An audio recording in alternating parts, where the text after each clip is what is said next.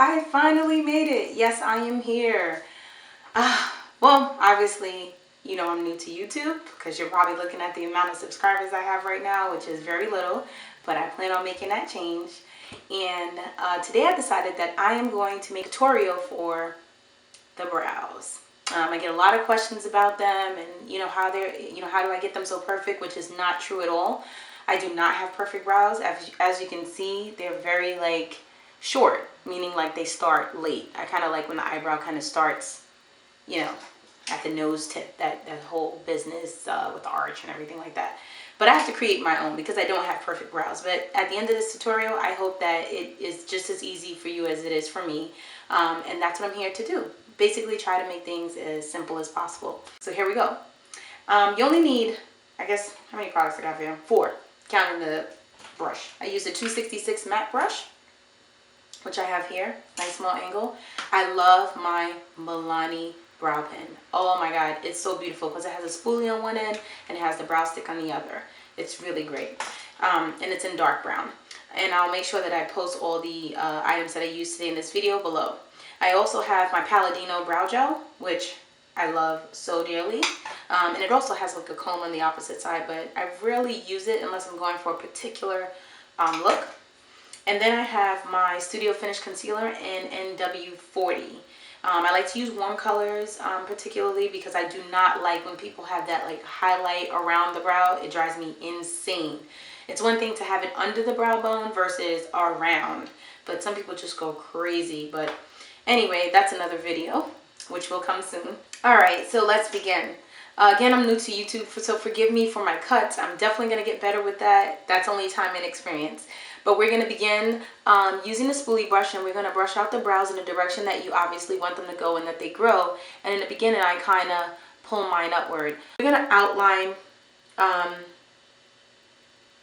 the original brow line.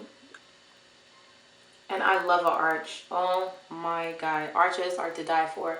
So I don't know if you can see that, but basically I extended it out. Obviously past where my brows grow, but that's where I feel that they should end.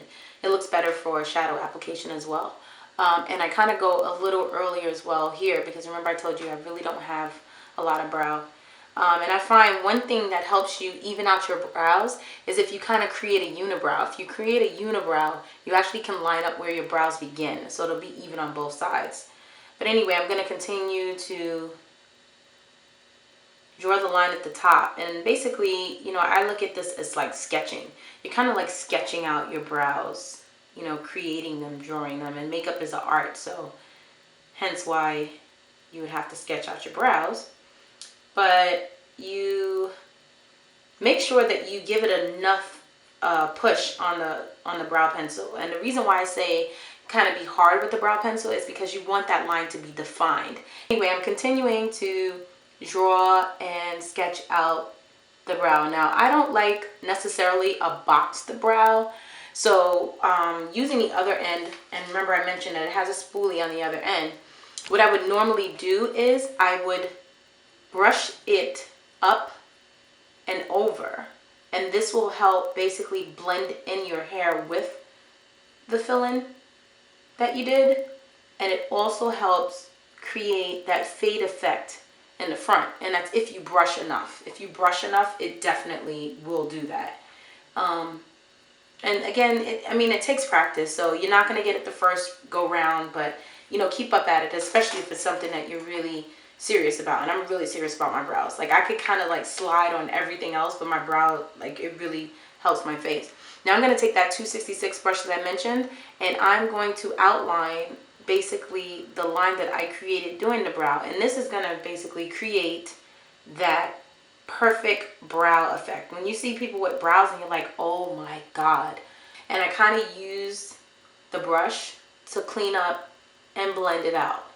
Okay, and you do that in downward strokes, obviously, for the bottom portion. And then for the top, you're going to do it in upward strokes that way. I don't know if you guys can see. I'll come in some more. But now I'm taking the rest of the concealer that was left on the brush, and I'm using it in the front. And that's basically to create that fade effect. And it'll just lighten up the color that you drew onto the brow.